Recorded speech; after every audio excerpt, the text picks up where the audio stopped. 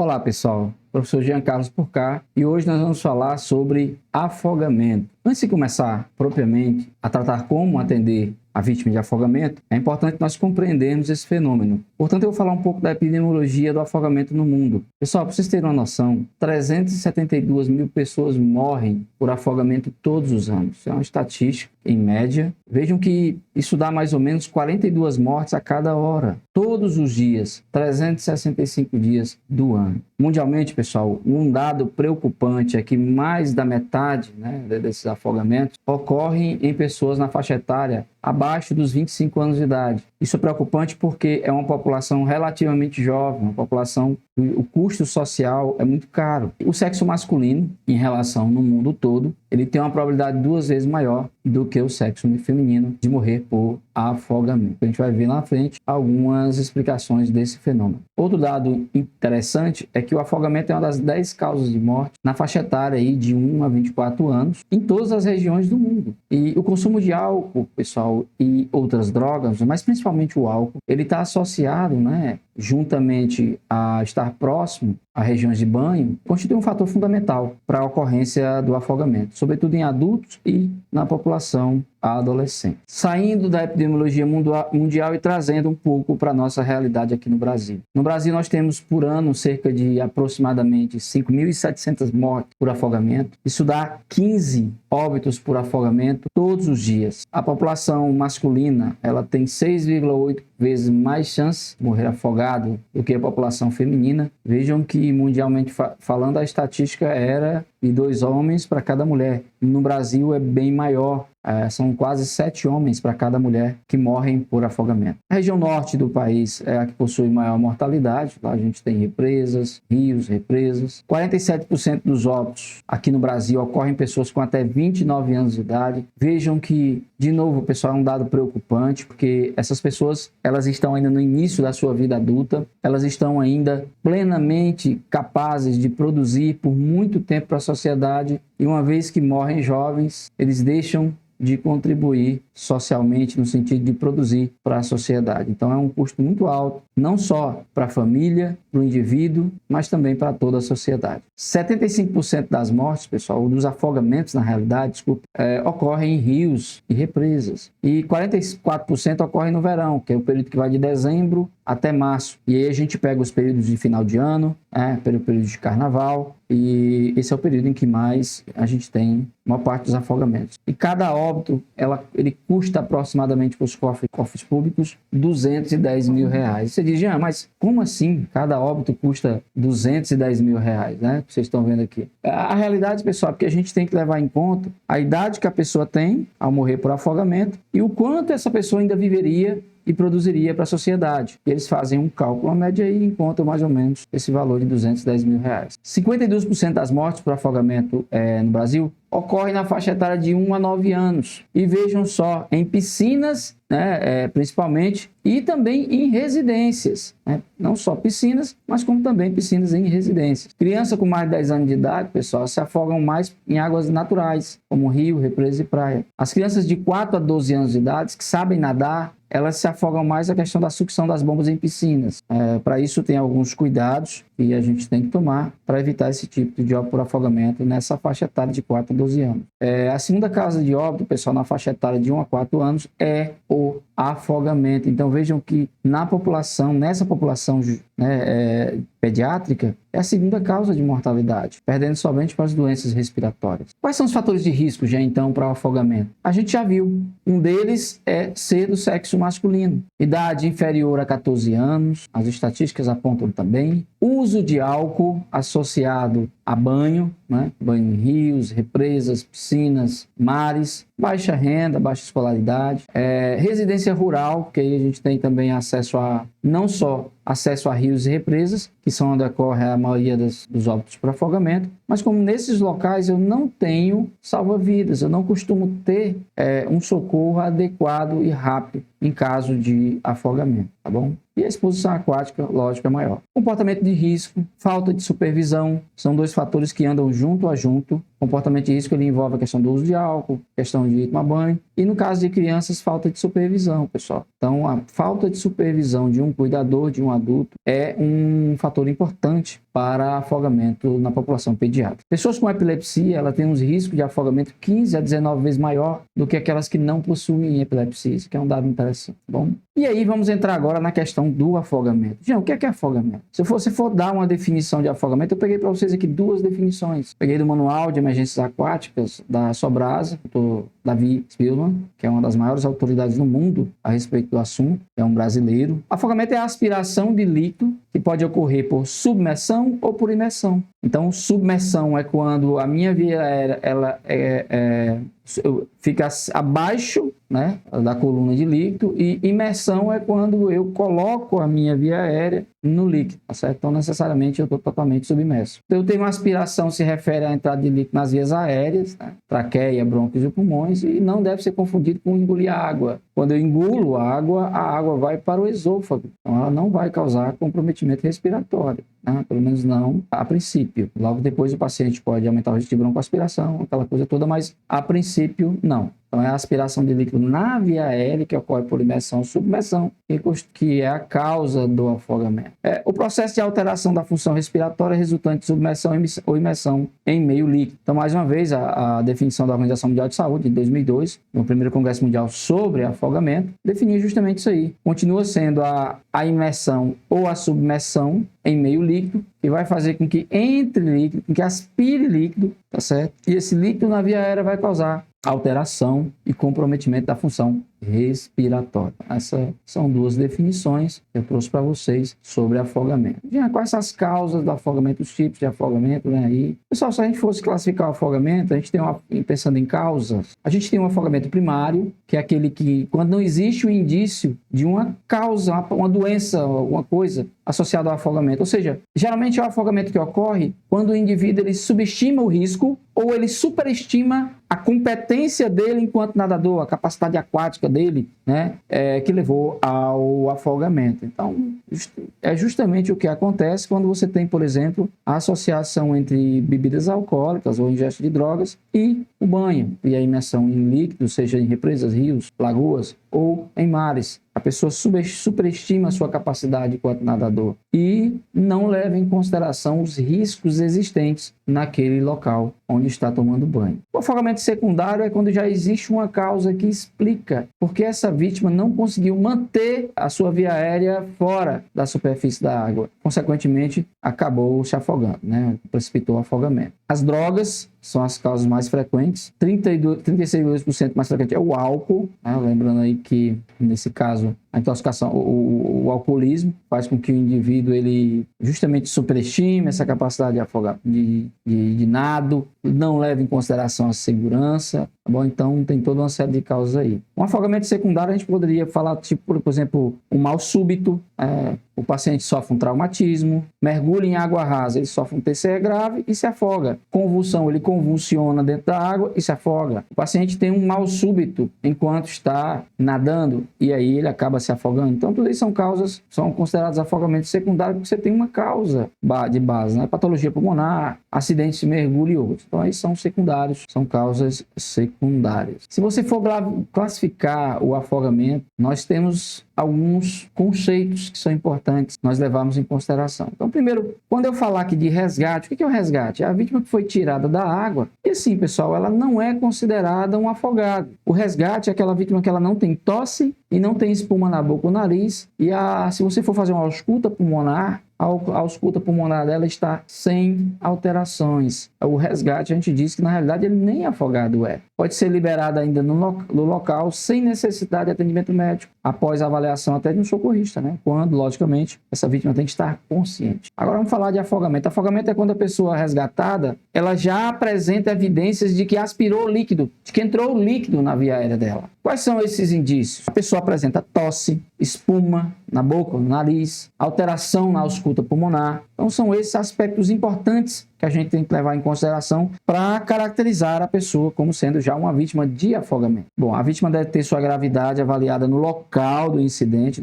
receber tratamento adequado, se possível ainda no local, e acionar, se necessário, o suporte avançado de vida para o afogado. O que é já cadáver por afogamento? Pessoal, é aquele que apresenta sinais evidentes de morte. Quais são eles?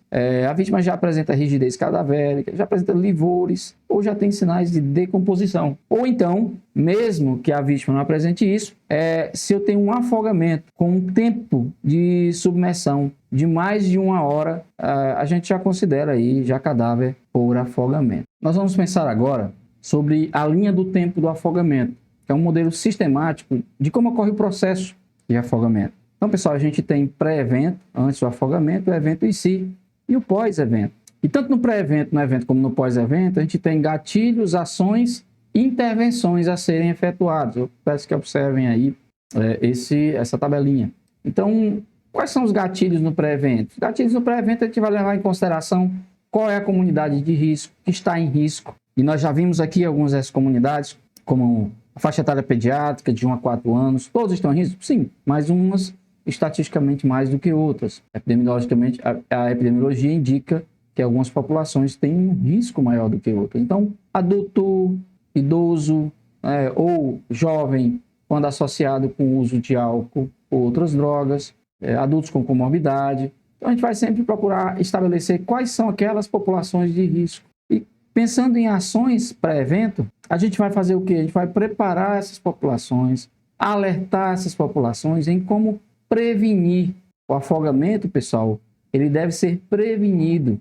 A gente fala aqui para vocês sobre afogamento, é um curso, para a gente entender esse fenômeno e como fazer o suporte básico e avançado de vida no afogado, mas a gente deve sempre trabalhar a prevenção. A prevenção ela é o melhor remédio. E quais são as intervenções no pré-evento? No pré-evento nós temos que compreender o fenômeno, é o que nós estamos fazendo aqui inicialmente, tratando um pouco da epidemiologia, do que de quais são os fatores de risco, planejar intervenções, sempre no intuito de prevenir e implementar essas medidas. Aí a gente tem ações ativas e também tem ações que acabam sendo um pouco mais reativas durante esse evento. Pessoal, no evento em si, nós temos que identificar precocemente a vítima de afogamento, pessoas que estresse ou desespero.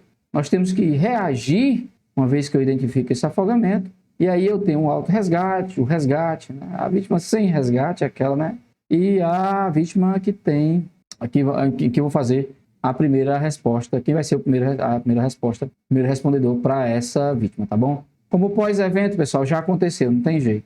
E aí nós vamos fazer o quê? Nós vamos fazer o suporte básico de vida, nós vamos tentar mitigar isso aí, diminuir os riscos, diminuir as consequências, levando essa pessoa para uma unidade de saúde em que ela vai ter um atendimento realmente definitivo. E aí as ações são mais a questão ambulatorial, hospitalar e recuperação para quem conseguiu se salvar, não morreu por afogamento. Se você pensar no mecanismo de lesão, nós pensarmos no mecanismo de lesão, vamos lá. Já tratamos aqui que o afogamento ele consiste na entrada de líquido na via aérea, seja por imersão ou submersão, que vai causar comprometendo a função respiratória. Então, basicamente, pessoal, o mecanismo, eu vou falar um pouco como se dá esse mecanismo de afogamento. Se uma pessoa não consegue manter a via aérea livre de líquido, o primeiro reflexo que ela tem, a primeira atitude, na realidade, que ela toma é cuspir ou engolir, enquanto ela consegue. Ela vai cuspir ou engolir esse líquido. Se ela não interromper esse processo a tempo, ela vai acabar aspirando esse líquido e, ao aspirar, esse líquido, ao entrar na via aérea, ele produz tosse.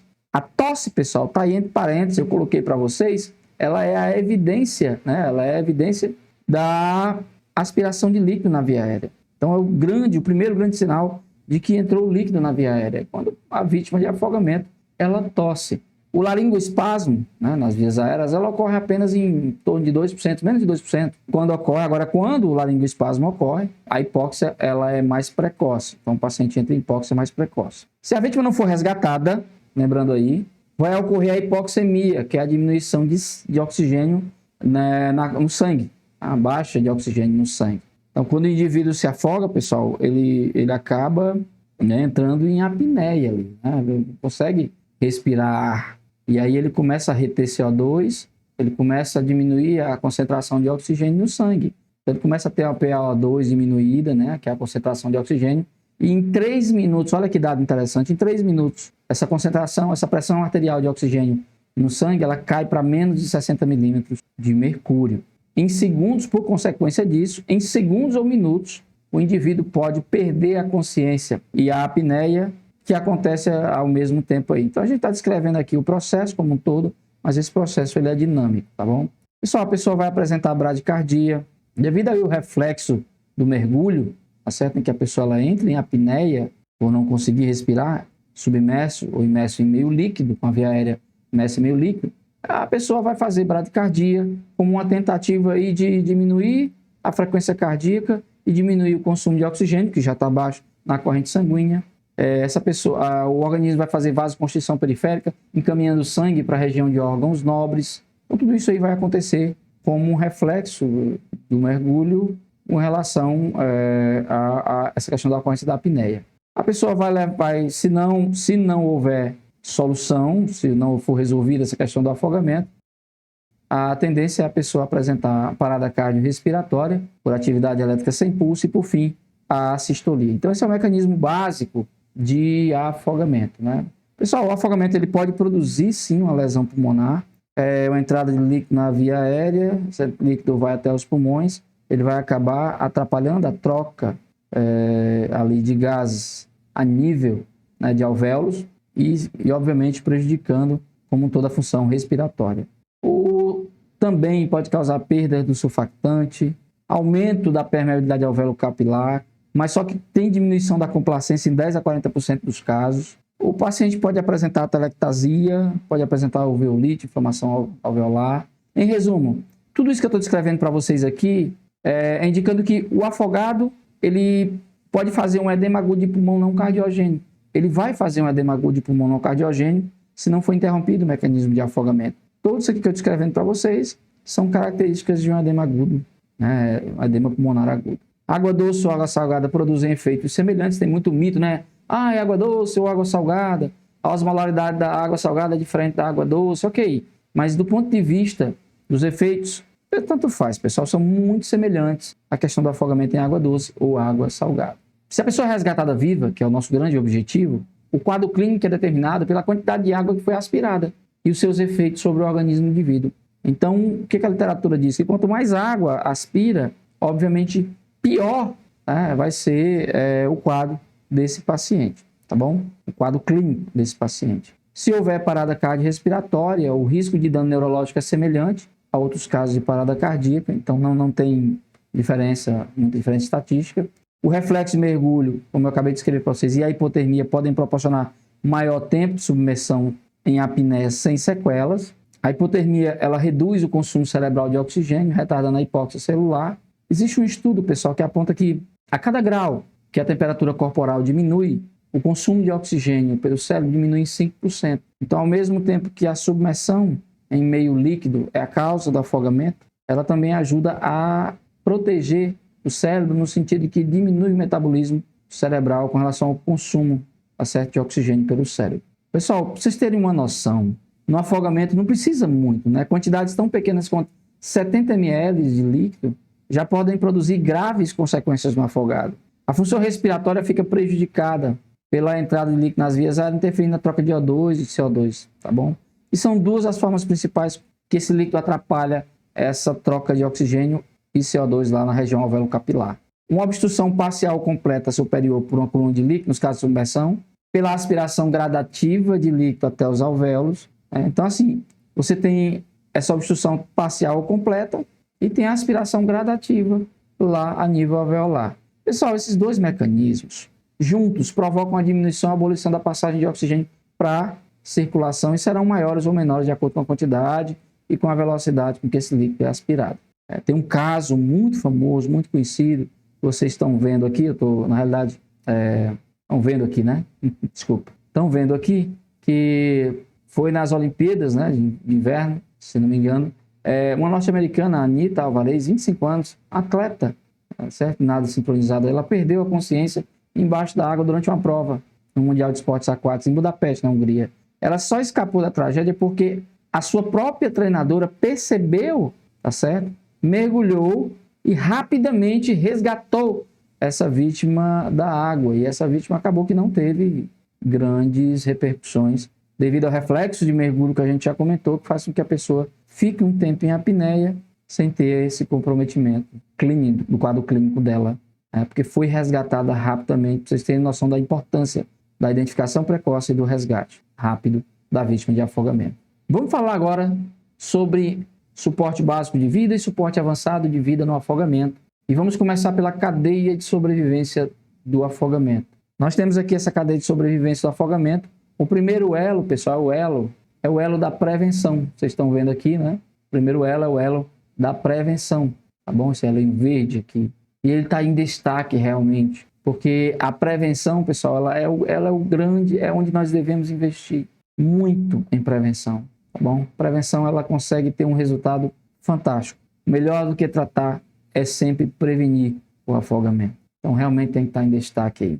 Então, a gente vai procurar, como a gente já viu, identificar populações de risco, identificar locais de risco, traçar planejamentos e estratégias de educação, tá certo? De sinalização, de educação para o banhista e por aí vai. Então, sempre estratégias, uso de colete, salva-vidas e por aí vai. Então, toda e qualquer estratégia que possa prevenir o afogamento, ela vai ser priorizada. Sempre, sempre, sempre, fundamentalmente. Bom, mas uma vez que você não conseguiu prevenir e ocorreu ali, a vítima está se afogando, é mandatório que se identifique, que se reconheça precocemente que está acontecendo o afogamento, né? Peça para ligarem, então, 193, 192, 193, para poder resgatar e salvar essa vida. Se possível, forneça flutuação, forneça algum objeto flutuante para a vítima. A gente observa que não é orientado se aproximar da vítima que está se afogando. Para isso, você tem que ter todo um treinamento que o socorrista tem. E uma vez que nós não temos esse treinamento, se não tivermos, não é orientado nos aproximarmos. Forneça flutuação, dê algo para a vítima, para que ela consiga se manter a sua cabeça, a sua via aérea acima da superfície da água. E, obviamente, evitar a submersão. Oriente a vítima, mas à distância, se possível, tá bom? Jean, eu tenho um treinamento, né? E aí remova da água, você pode, se for seguro, uma vez que a vítima estiver ali já com algum objeto flutuante que você dê, você conseguir ter acesso a ela, somente se for seguro para você. A gente orienta que o pessoal treinado tem que fazer isso, né? E aí, caso o pior aconteça, o paciente seja um afogado grave, grau 4, 3, 4, 5, 6 de afogamento, e aí a gente vai prestar o suporte de vida a esse afogado, certo? Inclusive, deslocando ele até a unidade hospitalar, onde ele vai ter o tratamento definitivo. Como eu já falei para vocês, eu vou falar do primeiro elo, que é a prevenção. É a forma mais efetiva para reduzir a mortalidade por afogamento. Pessoal, mais de 90% das mortes são preveníveis, olha só. Então, a prevenção ela é fundamental. Manter crianças a um braço de distância, mesmo que ela saiba nadar. Então, qual é a distância segura? Um braço de distância. É aquela distância que você consegue alcançar e pegar a criança. Nade onde exista guarda-vidas. Olha, se eu tenho, o risco de afogamento, então eu tenho que procurar nadar onde eu tenho ali quem porventura possa me socorrer. Então procure sempre, pessoal, praias, procure sempre lagoas, rios ou estruturas com piscinas onde tenha salva-vidas. Restrinja sempre o acesso a piscinas e tanques com o uso de cercas, pensando principalmente em crianças. A criança ela tem uma atração por água. Tem que evitar que a criança tenha acesso a piscinas e tanques. Sempre use colete salva-vidas em barcos, durante o passeios em barcos e durante a prática de esportes aquáticos. É orientado. Eles vão diminuir o risco de você submergir. E aprenda a nadar. Sim, aprenda a nadar. Medidas de segurança na água. Aprenda primeiros socorros aquáticos, tá bom? Então, também de uma forma geral. Então, são medidas que são orientadas como medidas de prevenção.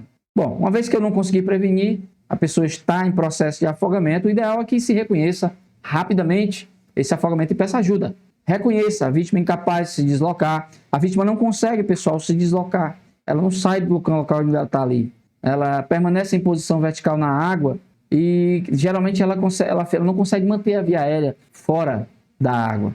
Então, como é que eu sei que ela está se afogando, não está brincando? Ela não consegue, ela se submerge, ela sai um pouco e ela fica ali sem conseguir se manter com a via aérea fora da água. Essa vítima, reconheça que ela está se afogando. Ligue 192, chama o SAMU. Ligue 193, chama os bombeiros. Pare o afogamento, pessoal? Forneça flutuação para essa pessoa, um objeto qualquer, uma boia ou qualquer objeto flutuante. Tente ajudar sem entrar na água. Use uma vara ou uma corda para ajudar o afogado. Só entre na água se for seguro para você. Ou mesmo assim, se você for entrar na água, se possível, use também um flutuador, tá bom? Se você estiver se afogando, a orientação que a gente dá é, se você for a vítima, procure manter a calma, não se apavore, acene e peça socorro, peça ajuda, tá bom? Por socorro, e procure manter a via aérea fora da superfície da água, procure flutuar, se possível. Evite ser uma vítima que a gente chama de vítima vermelha, aquela que entra em desespero, que se apavora, e aí mesmo sabendo nadar, você acaba realmente entrando em desespero e acaba submergindo. Vamos conversar agora, uma vez que infelizmente a pessoa acabou se afogando, vamos ver como é que ocorre o suporte de vida ao afogado. E aí, pessoal, nós vamos ver o suporte básico e o suporte avançado de vida. Pessoal, se o afogado estiver já em apneia, não estiver respirando, inicie a RCP com ventilação imediatamente. Estou destacando aqui para você, tá bom? Destacando aqui para você. Se o afogado estiver em apneia, não perca tempo. Ele tem que ser ventilado. A gente vai ver aqui que vocês vão dar, o afogado em apneia, vão dar 5 ventilações de resgate inicialmente. Vou descrever para vocês o passo a passo, mas é um ponto já que eu destaco. Se estiver respirando, você vai permanecer junto ao afogado até a ambulância chegar, reavaliando e prestando ajuda. Procure o hospital se houver qualquer sintoma, que é mais para aquela vítima lá de afogamento, que, sei lá, o resgate, o grau 1, e aí ele é liberado no local, e se ele apresentar qualquer piora de sintoma respiratório, é orientado que ele volte até a unidade, procure uma unidade hospitalar.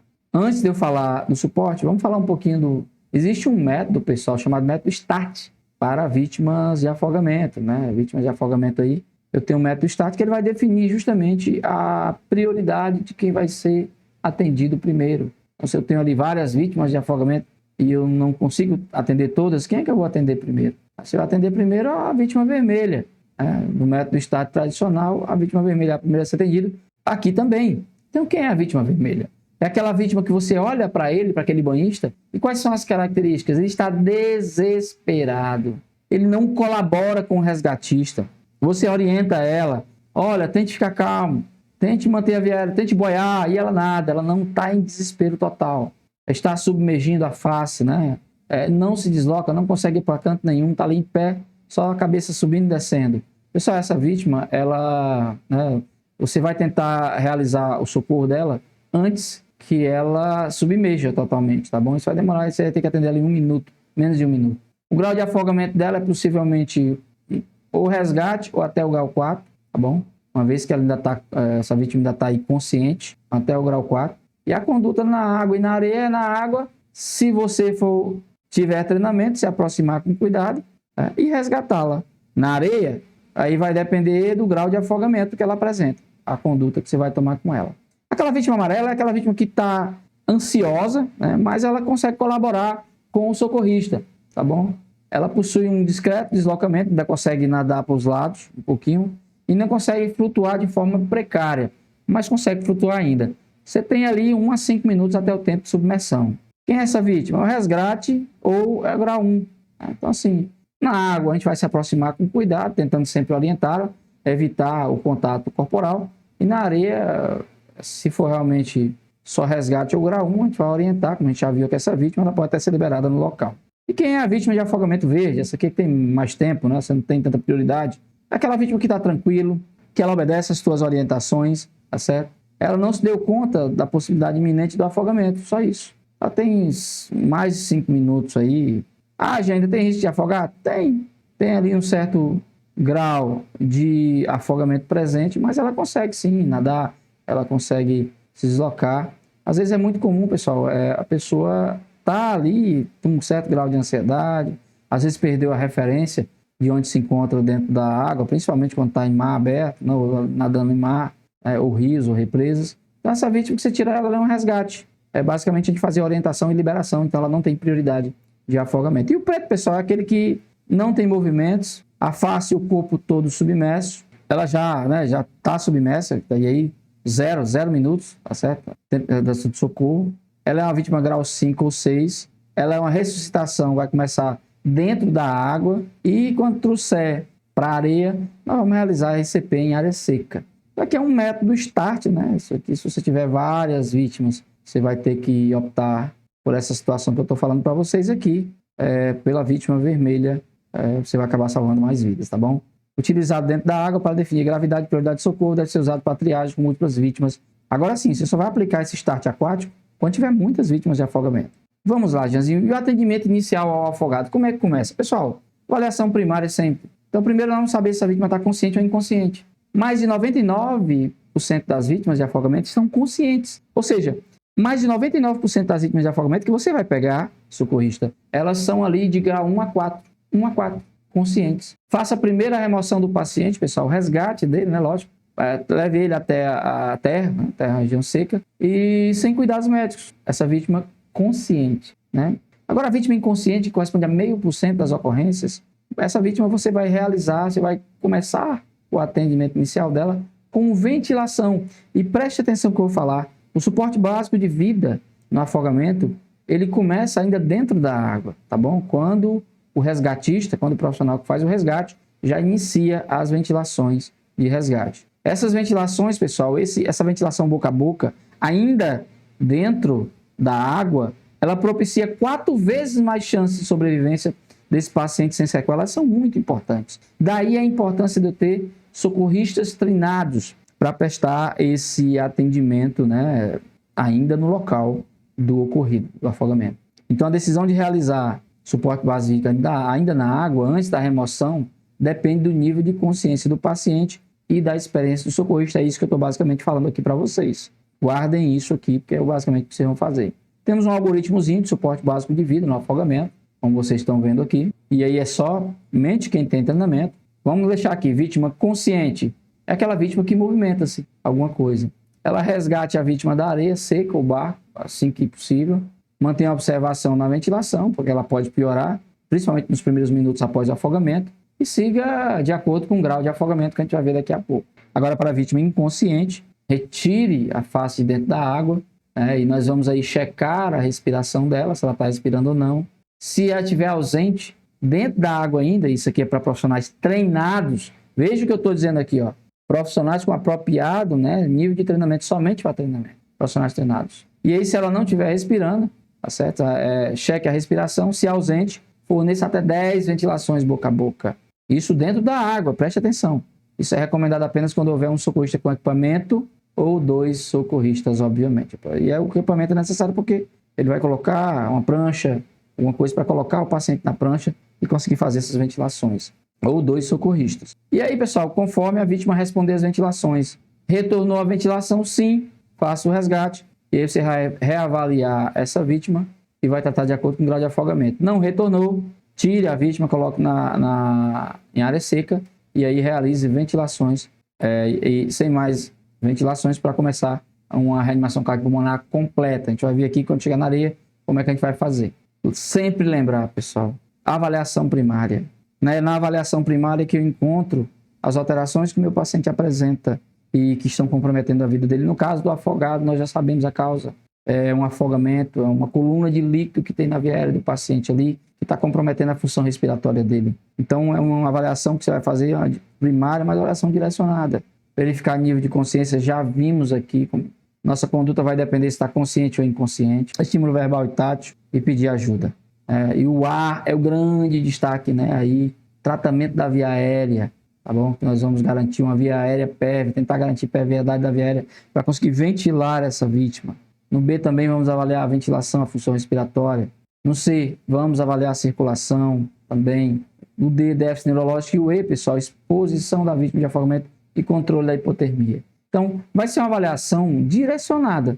Você não vai deixar de fazer toda a propedêutica de avaliação primária para a vítima de afogamento. No entanto, a gente já sabe a causa. Essa vítima para por hipóxia, tá certo? Diminuição ali da concentração de oxigênio no sangue causado por uma entrada de líquido na via aérea. Então, o tratamento aí é manter a perviedade dessa via aérea e ventilar esse paciente de forma adequada.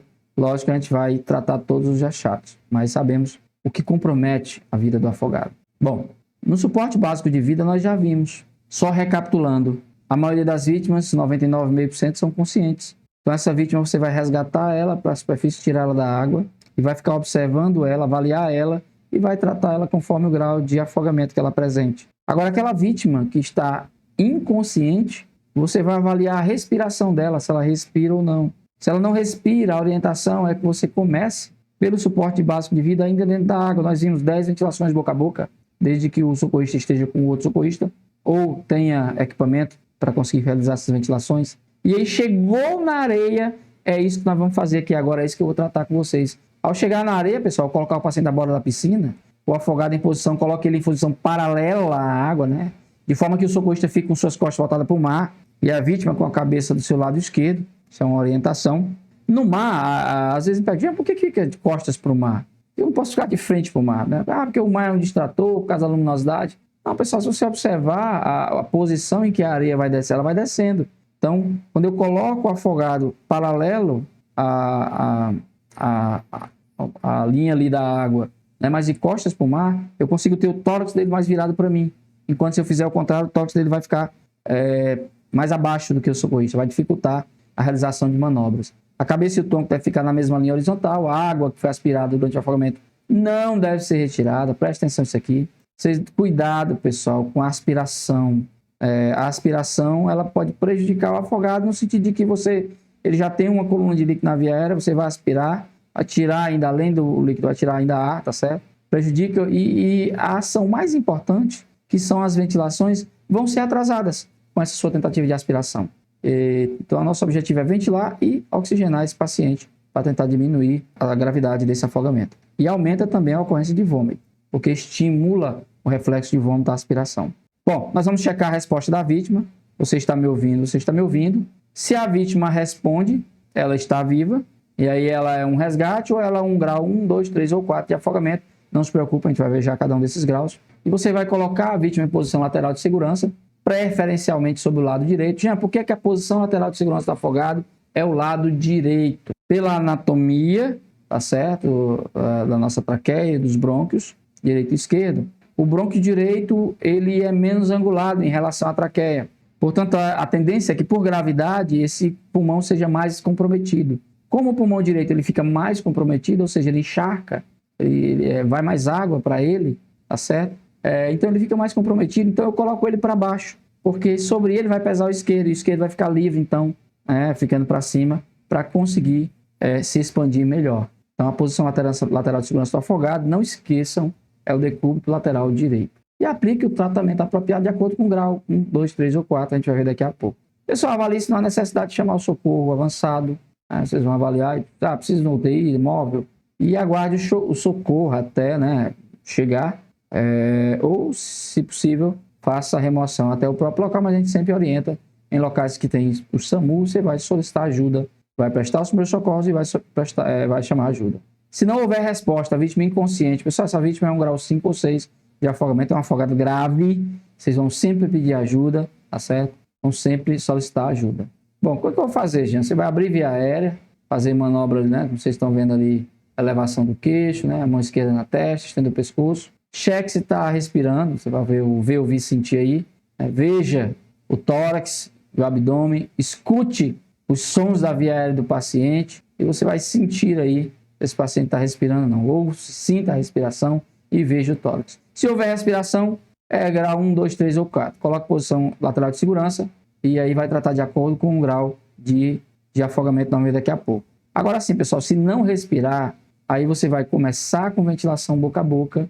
E aí, para isso, se eu não tiver uma pocket mask, se eu não tiver uma BVM, e eu for realizar realmente a ventilação boca a boca, vai obstruir o nariz utilizando a mão esquerda, como o socorrista vai fazer, e os 2 dedos na outra mão, abra a boca e realize 5 ventilações boca a boca, observando 5 ventilações de 1 segundo cada, tá bom? Observando a expansão do tórax, e logo em seguida, deixe a pessoa expirar. É recomendável a utilização de pocket mask, tá bom? Nesse caso, de ventilação boca a boca. Cheque na circulação. A pessoa pode responder ou não à tua ventilação.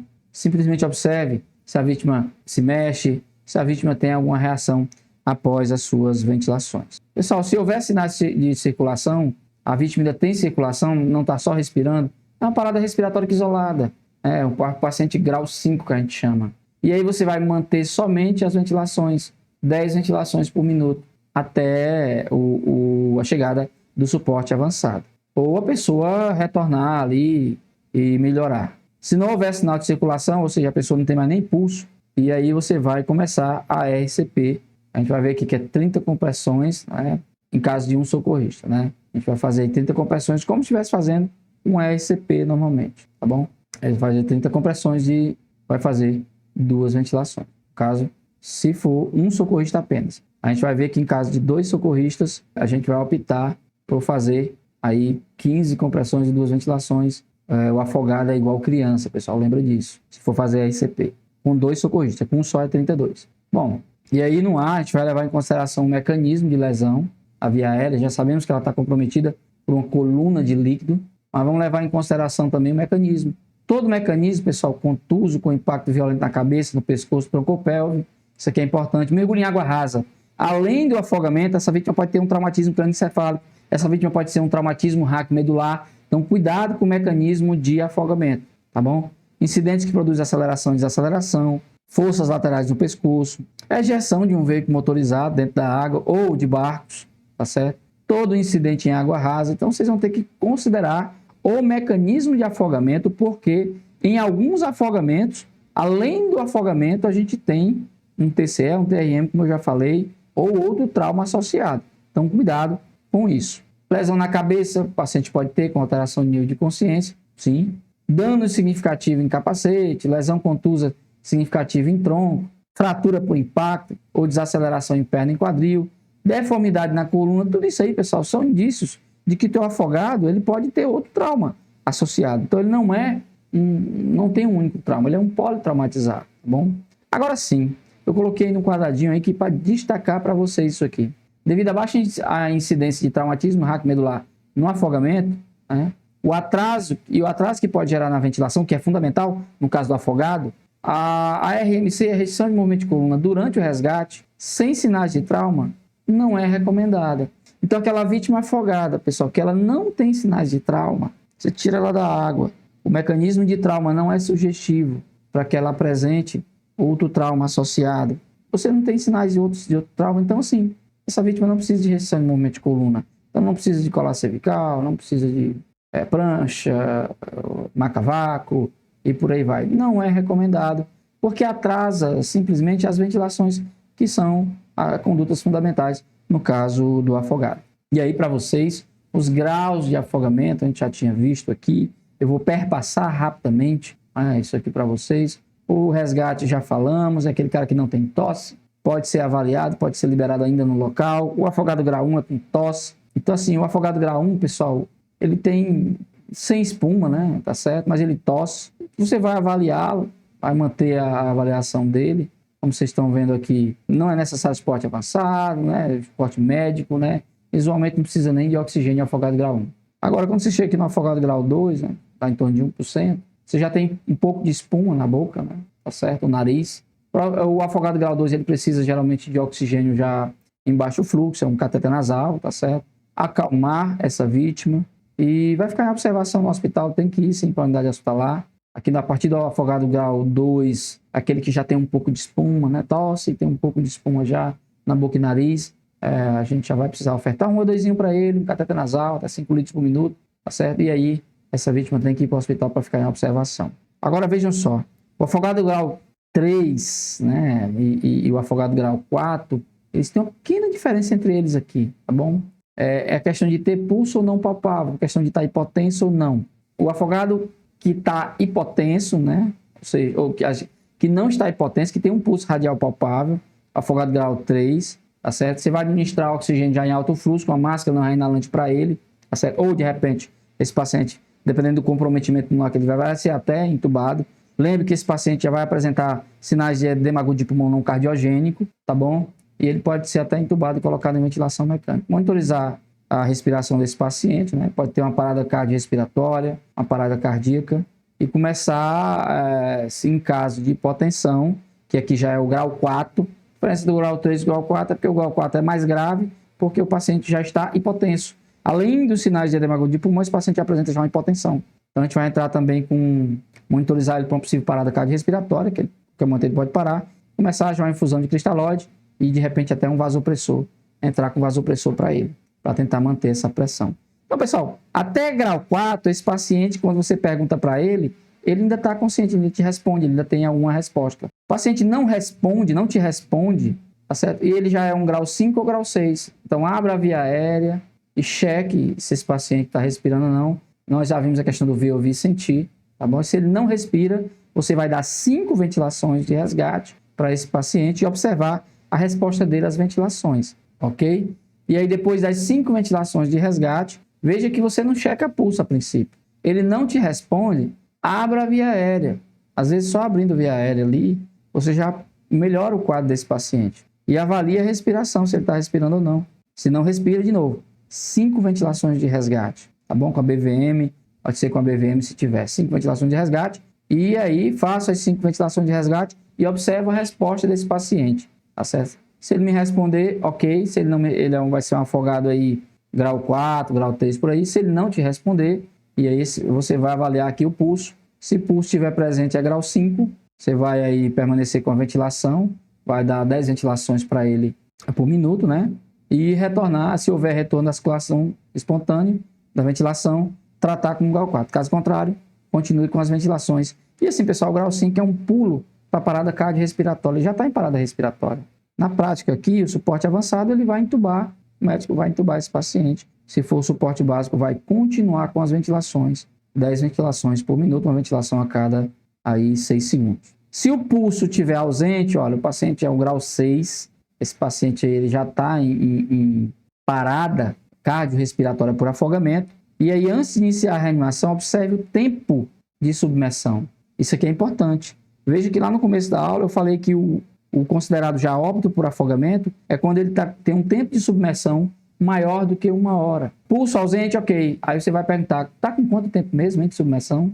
Se ele estiver com mais de 1 hora ou sinais de morte evidente, você não vai reanimar esse paciente, tá bom? Não vai reanimar ele, tá bom? Ele é considerado óbito. E aí? Caso contrário, ele é afogado grau 6, você vai começar a RCP, no caso aí 32, tá certo? Até que o paciente tenha retorno da circulação espontânea ou até que chegue o suporte avançado, que você deve já ter solicitado quando a vítima de afogado estava inconsciente, tá? Pessoal, após sucesso na reanimação, essa vítima precisa ser deslocada até uma UTI, tá certo? Porque ela pode realmente, né, ter um novo episódio aí de parada. Essa vítima é grave, tá bom? Então a gente vai estabilizar ela e vai levar ela até a unidade, ou até uma UTI. Ela precisa de cuidados intensivos, tá bom? Lembrando que se eu tiver 2 socorristas, eu vou fazer aí 15-2. O afogado, lembra, ele é igual criança. Aqui, um socorrista só, 32. Pessoal, e aí se o paciente tiver sinais de morte evidente, não ressuscite. Esse paciente ele é óbito, então considere óbito por afogamento. Essa tabelinha aí é uma tabela geral, tá certo? Em que ele descreve o suporte básico de vida no afogado e alguma coisa a respeito aqui também de suporte avançado de vida, já como vocês estão vendo aqui de uma forma geral. Falando um pouquinho do ACLS no afogamento, o atendimento cardiovascular, suporte avançado de vida no afogamento, suporte avançado de vida cardiovascular no afogamento. Pessoal, ele é feito de acordo com a avaliação da gravidade, a gente já viu, mais uma vez. A intubação precoce e a ventilação mecânica são indicadas quando o paciente apresenta sinais de deterioração ou fadiga. O paciente já com grau 3 ou 4, com edema de pulmão, já não cardiogênico, esse paciente já tem sinais de comprometimento ventilatório.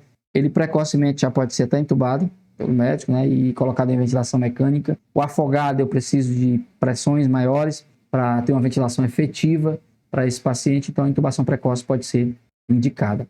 Na vítima grau 5 e 6, a ventilação com BVM e com suporte de oxigênio, né, 100%, deve ser usada até a implementação da via aérea definitiva. Então, é aquela que eu não tenho como intubar, o seu suporte básico, o cara já está em parada respiratória ou cardiorrespiratória, que é o 5 ou 6, e aí eu vou ficar ventilando ele com a BVM. A gente já viu que a gente vai fazer aí, no caso da parada respiratória por afogamento, 10 ventilações por minuto, que é uma ventilação a cada 6 segundos, e no caso da parada cardiorrespiratória, a gente fazer 15-2 com 2 socorristas, ou 32 se tiver um único socorrista. Bom, o uso de dispositivos suplagóticos como a máscara laríngea no afogado, pessoal, ela é controversa. Por quê?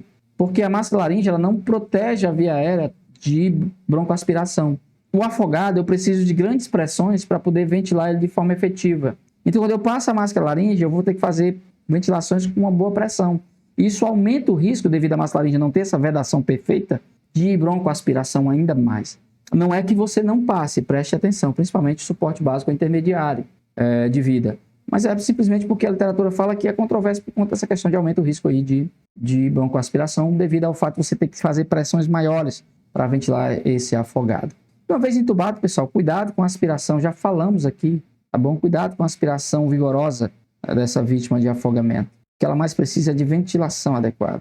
Manter a saturação entre 92 e 96 está ótimo. Colocar em ventilação mecânica o mais rápido possível. Ela precisa de PIP, ela precisa de ventilação sob pressão. Pensando aqui ainda no ACLS, o ritmo de parada mais comum no afogamento é geralmente a sistolia ou a atividade elétrica sem pulso. A fibrilação ventricular pode ocorrer? Pode, mas geralmente é naquele afogado que tem uma causa de afogamento já, assim como uma parada cardíaca, paciente que teve síncope enquanto nadava. Ele tem uma doença cardíaca prévia, né? Paciente que tem hipotermia grave, né? Ele faz fibrilação ventricular, hipotérmico grave. Ou paciente que está em uso de nora ou epinefrina, que aumenta a irritabilidade miocárdica. E se esse paciente for vítima de afogamento, sei lá, que não me perguntem como está aqui, mas que fez uso, né? Tá bom? Recente. Pode ter esse aumento de irritabilidade miocárdica, então ele pode fibrilar, tá bom? Durante a RCP, se a ventilação e as compressões não resultarem em retorno da circulação espontânea e atividade cardíaca, pode-se considerar uma série de doses de nora de epinefrina na dose individual de 1 mg, ou então 0,01 mg por quilograma de peso corporal. Isso aqui, alguns estudos apontam que, devido à atividade das catecolaminas, no caso a nora da epinefrina, né, pode ajudar, sim, no aumento de frequência cardíaca, no aumento de força de contração do coração. Então, pode sim, pode ser feita. Como a gente faz no caso da RCP do não afogado, tá bom? Isso aqui é só para deixar claro aqui que a gente também faz, tem que usar sim, né? É aquela mesma história, se eu sei que a causa de parada é hipóxia e eu ventilo e não resolve, porque no afogado a prioridade é ventilação, meu povo. Ventilação, manter a via aérea prévia e ventilação, tá bom? Mas, lógico, se a minha reanimação não está respondendo, eu vou entrar com nora ou com a epinefrina nessas doses, tá certo? E aí a diferença aqui é só a nora, que ele diz que você pode entrar com nora. O custo-benefício de fornecer um DEA em locais de atividade aquática tem sido debatido, uma vez que a prioridade da causa a gente já sabe que é a hipóxia, né? Então, mas assim, pessoal, tem que usar, né? Mas está sendo debatido isso aí. O ritmo de parada cardíaca predominante na forma é a sistolia, então não é chocável. Se for a sistolia, então eles questionam muito essa questão do para que um DEA se a maioria das paradas em afogamento é por assistolia. Então, ok. É questionável, né? Mas tá aí para vocês aí. Pessoal, só lembrando aqui, quando iniciar a reanimação cardiopulmonar, a gente falou de reanimação, mas eu não falei né? Quando iniciar. Pessoal, a recomendação é que você inicie ventilação em pessoas com dificuldade respiratória, tá certo? Ou em parada cardíaca, para prevenir a parada cardiorrespiratória. A gente já comentou isso. Você chega lá, o afogado, ou ele está em dispneia, ou ele está em parada respiratória. Ora, nós vamos ventilá-lo, né? Ou para prevenir a parada respiratória, no caso a dispneia que ele tem lá, ou então no paciente que já está em parada, para ventilar esse paciente, para evitar que ele entre em parada cardiorrespiratória. Isso é óbvio, né? E inicie a reanimação cardiopulmonar, pessoa. Isso aqui a gente já falou, né? Menos de 1 hora, ou que não tenha sinais de morte evidente. Já falamos, rigor morte, sinais de decomposição corporal ou livor. E quando é que eu paro de reanimar, de acordo com a literatura? Eu coloquei isso aqui para vocês lembrarem. Assim, indicação de parar a reanimação. Pessoal, vocês vão ter que continuar o suporte básico de vida até que a pessoa responda ao teu suporte básico de vida, ou seja, volte a respirar, tá certo? Ou até a exaustão da equipe, os caras não aguentam mais e aí vão ter que parar, ou até a chegada do suporte avançado de vida, que vai assumir essa reanimação. O suporte avançado de vida, você vai continuar, eu estou reanimando com suporte avançado. E aí, qual a indicação de eu parar? Já vimos no suporte básico de vida, quando é que eu paro? E no suporte avançado, sim, quando é que eu tenho a indicação de parar? Quando esse paciente, pessoal, primeiro ele tem que ser aquecido, primeiro, tá certo? Geralmente o paciente vítima de afogamento, principalmente por submersão, ele fica hipotérmico, e aí eu tenho que aquecer esse paciente antes de parar de reanimá-lo, olha só. E se esse paciente está com assistolia por mais de 20 minutos, também já é uma indicação, né? Se essas duas coisas estão presentes, então é a indicação de você parar a reanimação, de acordo com a maioria dos estudos aí. Falando um pouquinho do intra-hospitalar, a gente estava agora, até agora, a gente estava falando do extra-hospitalar. mas aqui eu vou falar um pouquinho dos cuidados intra-hospitalares, tá bom? Isso aqui é um pouco mais de suporte avançado, e aí vocês dão uma observada nisso aí. Pessoal, menos de 6% dos afogados precisam de cuidados hospitalares, tá bom? Menos de 6%. A hospitalização ela é recomendada para todo paciente do grau 2 ao 6. É recomendado que vá para o hospital. Alguns para monitorização, para observação e evolução do quadro, e outros que realmente o grau de afogamento já exige um cuidado maior, porque tem maior gravidade. Para a maioria dos pacientes com apresentação de grau 2, a administração de oxigênio não invasiva resolve. Aí o paciente vai usar um cateter nasal ali, 3, 4 litros, 5 litros, e aí esse paciente, 6 a 8 horas de observação, ele pode ser enviado para casa. Pacientes com piora do quadro clínico, pessoal, são internados em unidade de cuidado intermediário, né, para observação. E pacientes com afogamento grau 3 a 6, lembra que no grau 3 ele já tem um edema agudo de pulmão, ali, não cardiogênico. Ele geralmente necessita de intubação e ventilação mecânica. Eles são internados em UTI, tá bom? Portanto, e aí a via aérea tem que ser assegurada para melhorar a oxigenação e a circulação. A gente vai ter que realizar exames como raio-x de tórax, gasometria e por aí vai, para acompanhar o quadro e a evolução desse paciente na intra-hospitalar. A acidose metabólica ocorre na maioria dos pacientes e ela é corrigida pelo esforço espontâneo para aumentar a ventilação, tá bom? Então, cuidado aí. Quando você melhora a ventilação desse paciente, você acaba melhorando essa acidose. E isso ocorre se estiver entubado, configurando uma ventilação um minuto mais alta, aumentando a ventilação, a frequência ventilatória desse paciente, né? Ou uma pressão de pico, inspiratória de pico, também mais alta, aí em torno de 35 centímetros de água, lá no teu ventilador mecânico, tá bom? Quando a gente olha para o raio-x, vocês estão vendo aqui um raio-x, tem padrões aqui de manchas em volta do pulmão, tá certo? Padrões de mancha em volta do pulmão. E você olha que o pulmão direito, ele está realmente mais acometido, mais infiltrado do que o esquerdo. Vocês veem aqui o pulmão direito, é esse aqui, esse primeiro aqui. Eu vejo aqui na figurinha, pulmão direito. Esse aqui, ele está mais comprometido, né? Tem um padrão de mancha em volta do pulmão. Aqui ele tem congestão pulmonar no raio-x. É o que a gente chama de padrão de opacidade algodonosa, e aqui é bilateral, né? Ou então a trama vascular, que a gente chama de cefalização da trama vascular. Você consegue ver aqui com maior nitidez aqui a cefalização aqui da trama vascular.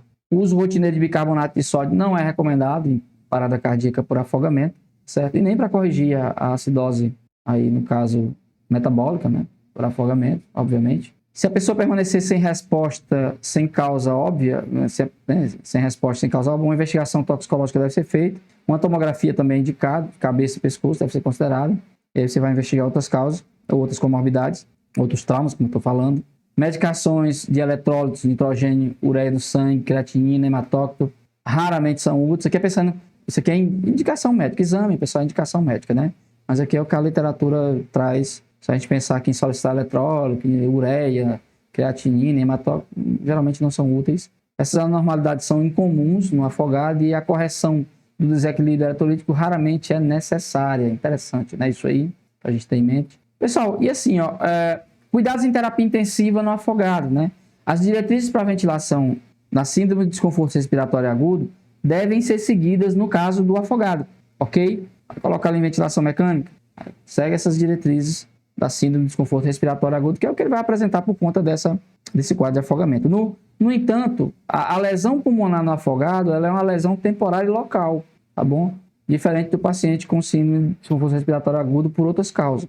Os pacientes com desconforto pulmonar por afogamento tendem a se recuperar mais rápido do que os pacientes com a síndrome de desconforto respiratório agudo por outras causas, né? E as sequelas pulmonares, pessoal, tardias, assim, a longo prazo, são menos comuns. Então, o afogado ele se recupera melhor, tá? Só lembrando isso aí. Geralmente é melhor não iniciar o desmame da ventilação por pelo menos 24 horas, então ele vai permanecer pelo menos 24 horas entubado, tá bom? Mesmo quando a troca gasosa parece adequada, através dos exames que você colhe, né? Que é uma razão de pressão parcial de O2 arterial para a fração inspirada maior do que 250, mesma coisa que ele está dizendo aí, questão da troca gasosa adequada, que é o índice de oxigenação, que ele está vendo pelo índice de oxigenação. Mas assim, o fato é, o ideal é permanecer ali pelo menos 24 horas nesse suporte ventilatório, tá certo? Para poder realizar esse desmame, né? E retirar o tubo, né? Orotraqueal e a ventilação mecânica desse paciente. A lesão pulmonar, pessoal, local, pode não ter sido suficientemente resolvido e o edema pode recorrer, necessitando de reintubação e levando a internação prolongada e, portanto, aí vai ter maior mortalidade, maior morbidade. Por isso que, no caso, o fisioterapeuta e conjunto com o médico, com a equipe de enfermagem, vai ter um pouco mais de cuidado antes de extubar esse paciente, tá bom? Então, cuidado com a recorrência desse edema agudo de pulmão, dessa insuficiência respiratória. Estudo aponta, pessoal, que em torno de 12% das pessoas resgatadas tiveram pneumonia e necessita de tratamento com antibiótico. Então, 12%. A gente pensa que todo mundo que é afogado vai pegar pneumonia. Não necessariamente. Não necessariamente. É melhor você monitorizar os pacientes diariamente para febre, leucocitose, infiltrado pulmonar, ou novos, né, persistente ou novo, infiltrado pulmonar já velho ou novo, e a resposta leucocitária no aspirado, e teste de sensibilidade de amostra de escarro obtido diariamente no aspirado. Então, assim, o que ele quer dizer? Não necessariamente entrar com antibiótico precocemente, tá bom? Fica monitorizando o teu paciente, os exames dele, né, o hemograma, os leucócitos e tal, cultura, teste de sensibilidade de amostra de escarro, aí tu vai verificando aí, é melhor do que tu já, de repente, entrar com antibiótico, já que apenas 12% aí tem pneumonia, tá bom? Pneumonia de início precoce pode ser devido à aspiração de água poluída, uma flora endógena, sei lá, já que o paciente tem, ou conteúdo gástrico, que o paciente acabou broncoaspirando, né? A aspiração da água da piscina raramente resulta em pneumonia. E o risco de pneumonia, pessoal, aumenta durante a ventilação mecânica prolongada, isso aí nós já sabemos, e pode ser detectado no terceiro ou quarto dia de internação, quando o edema está praticamente resolvido. Então, a gente já resolveu o edema, aquele paciente está com pneumonia ali, realmente, né? Pode ser devido à ventilação mecânica prolongada, tá bom? Pneumonia está frequentemente relacionada a patógenos já nosocomiais, tá certo? O paciente apresenta aí. Uma vez feito o diagnóstico, deve ser iniciada terapia empírica com antibiótico de amplo espectro, né? O cara não precisa colher cultura aqui. Geralmente ele entra com, o médico faz o diagnóstico e ele entra com um antibiótico de amplo espectro. Obrigado a todos e até a próxima aula.